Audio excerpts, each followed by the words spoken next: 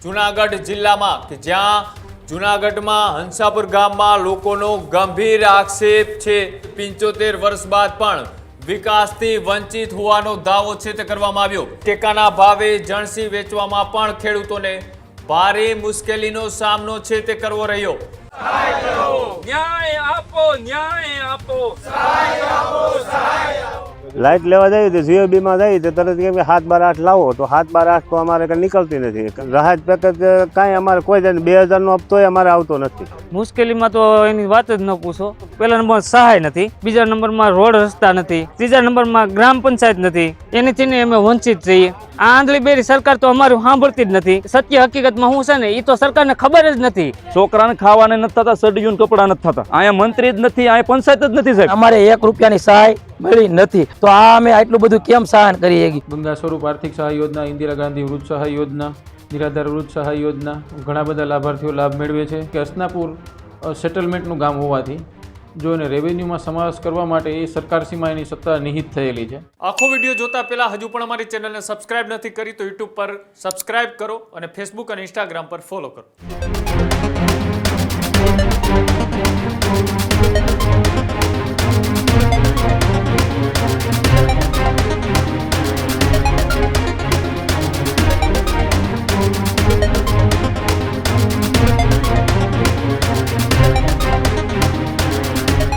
જૂનાગઢ જિલ્લામાં કે જ્યાં જૂનાગઢમાં હંસાપુર ગામમાં લોકોનો ગંભીર આક્ષેપ છે સાથે જ 75 વર્ષ બાદ પણ વિકાસથી વંચિત હોવાનો દાવો છે તે કરવામાં આવ્યો। હંસાપુર ગામ વન વિભાગના સેટલમેન્ટ વિસ્તારમાં કે જ્યાં રેવન્યુમાં ન આવતા સરકારની ઘણી સુવિધાઓ છે તે આ વિસ્તારને નથી મળી રહી। સાથે જ 1700 થી વધુ વસ્તી ધરાવતા ગામ વિકાસથી દૂર પાણી, રસ્તા, વીજળી અને આરોગ્ય જેવી મૂળભૂત સમસ્યાઓનો સામનો કરી રહ્યા છે ગામ લોકો। પાક નુકસાની છતાં ખેડૂતોને વળતર મળતું ન હોવાની વાત છે તે પણ સામે આવી। રેવન્યુમાં ગામ ન હોવાથી યોજનાનો લાભ છે તે ગામ લોકોને નથી મળી રહ્યો। સાથે જ ટેકાના ભાવે જણસી વેચવામાં પણ ખેડૂતોને ભારે મુશ્કેલીનો સામનો છે તે કરવો રહ્યો। સાથે જ સરકારી ચોપડે ગામ નોંધાયેલું ન હોવાથી ખરીદીએ અટકતી હોવાનો પણ છે તે દાવો ખેડૂતો દ્વારા કરવામાં આવ્યો। ખેડૂતોને ખુલ્લી બજારમાં ઓછા ભાવે પાક વેચવા માટે મજબૂર બનવું પડે છે। ગ્રામ્ય વિસ્તારમાં આજ સુધી વીજ પુરવઠો છે તે પણ નથી પહોંચી શક્યો। ડીઝલ એન્જિનથી ખેતી કરી દરરોજ 1500 થી 2000 રૂપિયાનો ખર્ચ છે તે ખેડૂતો ત્યારે કરી રહ્યા છે। થોડા ખેડૂતો પાસે સોલાર સુવિધા છે તેના કારણે ગામ લોકોની અંદર અત્યારે અનેક સમસ્યા છે તેનો સામનો ગામ લોકો કરી રહ્યા છે। ત્યારે વિદ્યાર્થીઓને ભણવા 20 થી 25 કિલોમીટર દૂર છે તે જવું પડે છે। ગામ સુધી એસટી બસની સેવા પણ ન પહોંચતી હોવાની વાત છે તે ગ્રામ લોકો દ્વારા કરવામાં આવી। સાથે જ આરોગ્ય કેન્દ્ર છે પણ કોઈ ડોક્ટર આવતા નથી। ગામમાં રેવન્યુમાં સામેલ કરવાની માંગ છે તે જ બની છે। જેમ કે ફોરેસ્ટ વિભાગની અંદર આવતું આ હંસાનપુર ગામ કે જ્યાં નથી પાણીની સુવિધા, નથી રોડ રસ્તાની સુવિધા, નથી એસટી બસની સુવિધા કે નથી લાઇટની સુવિધા। આ તમામ વસ્તુઓનો સામનો કરી રહ્યા છે 1700 જેટલા ગામ લોકો કે જેઓ હવે રેવન્યુની અંદર ગામની સમાવેશ થાય તેવી માંગ કરી રહ્યા છે। સાથે જ ખેડૂતો કે જે પોતાનો પાક વેચવા માટે જાય છે ત્યારે પણ તેમને અનેક સમસ્યાઓનો છે તે સામનો કરવો પડી રહ્યો છે। અને સાથે જ ખેતી કરવા માટે ડીઝલ એન્જિનનો ખર્ચ છે તે રોજનો 1500 થી 2000 રૂપિયા જેટલો ખેડૂતો ત્યારે ભોગવી રહ્યા છે। કેમ કે ગામમાં નથી લાઇટ કે નથી કોઈ અન્ય સુવિધા, તેના જ કારણે ગામમાં અનેક સમસ્યાનો સામનો ગ્રામ લોકો કરી રહ્યા છે। શું માંગ કરી રહ્યા છે, શું સુવિધાઓ ગામની અંદર નથી મળી રહી અને આગામી દિવસોમાં કેવી સુવિધાની ગામ લોકો એ માંગ કરી રહ્યા છે। ન્યાય આપો, ન્યાય આપો, સહાય કરો, ન્યાય આપો, ન્યાય આપો, સહાય આપો, સહાય આપો, કરો પૂરી કરો। વીજળી આપો, વીજળી આપો, ડીઝલ બચાવો, ડીઝલ બચાવો, વીજળી આપો, વીજળી આપો, ડીઝલ બચાવો, ડીઝલ બચાવો, સહાય આપો, સહાય આપો, કાંઈક આપો, કાંઈક આપો, અમારી માંગ પૂરી કરો, પૂરી કરો, પૂરી। ગામ અમારું જુનાગઢ જિલ્લાનું વિસાવદર ગામ હસનાપુર ગામ, જીકાભાઈ શામજીભાઈ ઈડરિયા. અમારે 42 ખેડૂત છીએ અમે. અમારે કોઈ જાતની લાઇટ નથી વાડીમાં કે અથવા સોલારમાંથી કાંઈ અમારે પાણી બાવણે આવતું નથી, કારણ કે 700-800 ફૂટે પાણી હોય, કાંઈ સોલારમાંથી કાંઈ બાવણે આવે નહીં. તે બસ સોમાવું પાક લઈને વાહવા જેવું, બીજું કાંઈ અમારે અહીં કણે પાક લઈ શકતા નથી, કારણ કે પાણી કાંઈ બાવણે આવે નહીં. લાઇટ લેવા જઈએ તો જીઓબીમાં જઈએ તો તરત કેમ કે 7, 12, 8 લાવો, તો 7, 12, 8 તો અમારે કંઈ નીકળતી નથી, કારણ કે ફોરેસ્ટ વિભાગમાં અમારી જમીન આવે એટલે કે 7, 12, 8 લાવો તો 7, 12, 8 કાંઈ અમારે નીકળે નહીં, કાંઈ અમારે કાંઈ જીએબીવાળા અમને કનેક્શન આપે નહીં. ટેકાના ભાવે અમારે કોઈ જાતની નહીં, અડદ, ચણા, બાજરો, ઘઉં કોઈ જાતની અમારે ટેકાના ભાવે અમારી કાંઈ કોઈ રાહત પેકેજ કાંઈ અમારે કોઈ જાતની 2000નો હપ્તોય અમારે આવતો નથી. અમે 42 ખેડૂત છે, કોઈ 1 રૂપિયાની અમારે આવક નથી છે નહીં, કંઈ સરકાર બાબતની કોઈની વાત જ નહીં રાખે. સરકારને તો એ કહેવા માગી કે અમારા સમાચાર સાંભળીને અમને આ અમારી પ્રોસિજર પૂરી કરે. મુશ્કેલીમાં તો એની વાત જ ન પૂછો. મુશ્કેલીમાં તો જો પહેલા નંબર સહાય નથી, બીજા નંબરમાં રોડ રસ્તા નથી, ત્રીજા નંબરમાં ગ્રામ પંચાયત નથી. ગ્રામ પંચાયત હોય તો બધું સહાય મળે, એનીથી અમે વંચિત રહીએ. અને બીજા નંબરમાં અમારે વીજળી નથી ખેતીવાડી લગતી. અને પછી તમને કહું કોઈ પણ જાતની સહાય નહીં. આરોગ્યમાં એમ ધાંધિયા. અને અમારું શિક્ષણ તો થોડું છે, શિક્ષકો સારા છે, બાકી તો બધી શૂન્ય જ છે. અને આ આંધળી બેરી સરકાર તો અમારું સાંભળતી જ નથી.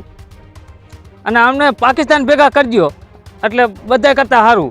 શું લાગે છે બસ અમારો એક જ ન્યાય, પાકિસ્તાનમાં નાખી દો અમને, બીજું કોઈ નહીં. સરકાર તો એમ કે વિકસિત ખેડૂત, વિકસિત ભારત, વિકાસ થાય છે, સરકાર તો વિકાસનું કહે છે. એ આંધળી બેરી સરકાર છે, એ ખાલી વાતુના બણગા જ ફૂંકે ત્યાં બેઠી. બાકી અહીં શેડા સુધી શું છે ને સત્ય હકીકતમાં શું છે ને એ તો સરકારને ખબર જ નથી. હું આ ગામનો રહીત છું. અમે અત્યારે એવી પોઝિશન જઈએ છીએ સાહેબ કે અમારા ગામમાં કોઈ પણ પ્રકારની સુવિધા નથી, કે અમને કોઈ પણ પ્રકારની સહાય મળતી નથી. જો રોડ રસ્તાની સારી સુવિધા નથી, બસ વાહન વ્યવહાર, માનો કે છોકરાઓને ભણવા જવું તો બસ એસટી બસની સુવિધા નથી. અને બીજા નંબરમાં કે ખેતીમાં અત્યારે અમે ડીઝલ એન્જિન હાંકી છીએ, 1 દિવસના 2000 રૂપિયાનો ખર્ચો છે. અમારા ખેતીમાં વીજળી પણ નથી. અને અત્યારે સરકાર બેઠી ગાંધીનગર ને દિલ્હી ને એમ કહે છે કે ભાઈ ભારત વિકસિત ને ગુજરાત વિકસિત ને અમારા ગામમાં શેનો વિકાસ ભાઈ? બસ મતતાણે એની પેટીઓ લઈને બધા આવી જાય, ત્યારે બધા એમને ઓળખે છે, બાકી અમને કોઈ ઓળખતું નથી. અહીંથી વિસાવદર તાલુકા પંચાયતમાં કે મામલતદારમાં જાય ને તો એમ કે તમારા ગામનું નામ જ નથી ક્યાંય. તો ભાઈ પાકિસ્તાનને દઈ દો ને અમારું ગામ, એટલે ત્યાં તો નામ રહે છે. અમને એમ થાય કે ભાઈ અમારું ગામ અહીંનું નથી એમ. આ અહીંનું હોવા છતાં અમે એટલા રીબાવી છીએ, કંઈ ઘટે નહીં, દુઃખી છીએ કે અમને કોઈ પણ પ્રકારની સહાય. જો અમારો પાક નિષ્ફળ વયો ગયો, અત્યારે માવઠું થયું, અમને એક પણ પ્રકારની સહાય નથી મળી. સરકાર એવું કહેશે 10 કરોડનું બજેટ બહાર પાડે, 16 કરોડના બહાર પાડે, પણ અહીંયા 1 રૂપિયાની સહાય આવતી નથી. આ અમારું નિષ્ફળ ગયું એટલે ત્યાંથી ખેડૂતને ખેતી કરવાની પૂરી થઈ ગઈ, બરોબર? કારણ કે એની પાસે પૈસા હોય તો પછી ખેતી કરે ને, જે હતું એ નાખી દીધું, પછી હારી ગયા ખેડૂત, એટલે વાત પતી ગઈ, પૂરું થઈ ગયું. છોકરાને ખાવાને નથી થતા, સડ્યું કપડાં નથી થતા, પૈસા અહીંયા મંત્રી જ નથી, અહીંયા પંચાયત જ નથી સાહેબ. આ ગામમાં પંચાયત હોય તો કાંઈક અમે વિકસિત ભારત કે બોલા વિકાસમાં હોય ને, સરકારને ખબર જ નથી કે હસના પર ક્યાં હશે, તેમાં પછી પંચાયત ક્યાંથી હોય? બસ અહીંયા છે એટલા 700 માણાની 1700 માણાની વસ્તી છે અમારા ગામમાં. હજી હેલું લઈને પાણી ભરે બાયું. અહીંયા વિકાસને નામે ઝીરો જ છે બધે. જો આ બધા અભણ અહીંયા કણે કોઈ ભણેલ નથી, કારણ કે શિક્ષણનો બધો અભાવ છે. બહાર જવું જ ખરા ને કોકને જગ નથી, રોડ રસ્તા હારા, કોઈ પણ વસ્તુ નથી અહીંયા અમારા ગામને, કાંઈ મળતું નથી. હવે હસનાપુર ગામના મુદ્દા, હસનાપુર ગામમાં પહેલો જ મુદ્દો કે ગ્રામ પંચાયત જ નથી. એટલે જ્યાં ગ્રામ પંચાયત ન હોય એ ગામની શું પોઝિશન હોય? એ તો આ સરકાર બેરીને આંધળી છે એટલે કાંઈ અમારું સાંભળતી નથી. ગામમાં ગ્રામ પંચાયત જ નથી તો અમારા વિકાસ શું થયો હોય છે? એટલે નથી અમારે રોડ રસ્તાની સુવિધા, કે નથી કોઈ સંડાસ બાથરૂમની સુવિધા, કે અમારે નથી કોઈ નળ કનેક્શનની સુવિધા. હજી અમારા બધા ગામડાના લોકો ગાગરને હાંડો લઈને પાણી ભરવા જાય છે. એ તમે અહીંયા આવીને જુઓ તો તમને ખબર પડે. અને બીજો મુદ્દો અમારો કે હસનાપુર ગામના જે અમારું સેટલમેન્ટનું ગામ છે, તો એમાં જે જંગલની જમીન છે, તો એમાં અમને એક પણ પ્રકારની સહાય મળતી નથી. હમણાં 10,000 કરોડનું પેકેજ આ સરકારે જાહેર કર્યું, પણ હસનાપુર ગામને કોણી કાઢી પણ આવી નથી. એટલે અમારે જંગલ ખાતાનો અમે આભાર માની છીએ કે આ ઉલ્લેખમાં હમણાં જે આ બજેટ બહાર પાડ્યું એમાં પેપરમાં ઉલ્લેખ હતો કે સેટલમેન્ટના ખેડૂતને પણ આ સહાય મળશે. તો અમારે જંગલ ખાતાએ અમને ભેગા રહીને ફોર્મ ભરાવ્યા, પણ અમારે 1 રૂપિયાની સહાય મળી નથી. અને અમારે વાડીઓમાં વીજળી નથી. અત્યારે અમે પાણીના અંજીને હાંકી છીએ અને કાયમિકનો અમારે 2000 થી 2500નો ખર્ચો આવે છે પાણીના અંજીનમાં. તો આ અમે આટલું બધું કેમ સહન કરી શકીએ? આ સરકારને મારે કહેવાનું કે તમે એક કામ કરો, અમને પાકિસ્તાન ભેગા કરી દો એટલે એક નિકાલ થાય, એટલે અમારે અવારને અવાર રજૂઆત ન કરવી. અને ન કરે તમે અમારું કંઈ સાંભળતી તો સવો જ નહીં.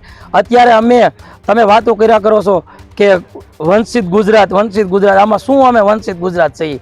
એક બાજુ આ ગુજરાત વિકસિત ગુજરાત એમ કરી રહી છે આ સરકાર. આમાં શું અમારો વિકાસ થયો છે? એક પણ પ્રકારનો વિકાસ હસનાપુર ગામનો નથી. હસનાપુર ગામમાં એકવાર આવી અને જોવો તો તમને ખબર પડે કે અહીંના ખેડૂતની શું પોઝિશન છે. હસનાપુર ગામવાળા લોકોની રજૂઆત એવી હતી કે તાજેતરમાં જે વધુ પડતો વરસાદ થયો તેના લીધે જે સહાય મળવાપાત્ર તે લોકોને મળેલી નથી. પણ હસનાપુર છે એ સેટલમેન્ટનું ગામ છે, આખું ગામ ફોરેસ્ટ એરિયામાં આવે છે, એટલે એને એ સહાય મળવાપાત્ર થતી નથી. પણ જે ગામ લોકોની રજૂઆત છે કે કોઈ સહાય નથી મળતી, તો ખરેખર એવું નથી. કેમ કે હસનાપુરમાં સમાજ સુરક્ષા વિભાગની ગંગા સ્વરૂપ આર્થિક સહાય યોજના, ઇન્દિરા ગાંધી વૃદ્ધ સહાય યોજના, નિરાધાર વૃદ્ધ સહાય યોજના હેઠળ ઘણા બધા લાભાર્થીઓ લાભ મેળવે છે. ત્યાર પછી પુરવઠા વિભાગની જો વાત કરું તો 200 જેવા રેશન કાર્ડ BPL અને અંત્યોદયનો લાભ મેળવે છે. અને NFSA 2013 એક્ટ અન્વયે પણ લોકો અનાજનો લાભ લે છે. હું માનું ત્યાં સુધી 713 જેવા રેશન કાર્ડ પહેલાં NFSAનો લાભ મેળવે છે. આ સિવાય બીજી વાત કરું તો PM પોષણ યોજના હેઠળ એટલે કે MDM મિડ ડે મીલ, આમાં પણ બાળકો લાભ મેળવે છે. પરંતુ એક મુશ્કેલી એ છે કે હસનાપુર સેટલમેન્ટનું ગામ હોવાથી જો એને રેવન્યુમાં સમાવેશ કરવા માટે એ સરકારશ્રીમાં એની સત્તા નિહિત થયેલી છે. લેન્ડ રેવન્યુ કોડની કલમ 7 મુજબ એને જ્યારે રાજ્ય સરકાર રેવન્યુ વિસ્તારમાં લેવા માટે જાહેરનામું બહાર પાડે ત્યારે જ આપણે એને રેવન્યુના લાભ આપી શકીએ, અને અથવા તો પંચાયતમાં એનો સમાવેશ કરી અને એને પંચાયત હેઠળની ગ્રાન્ટો ફાળવી શકાય. આ જ પ્રકારની તમામ અપડેટ જોવા માટે ન્યૂઝરૂમ ગુજરાતને લાઇક, શેર અને સબસ્ક્રાઇબ કરવાનું ભૂલતા નહીં.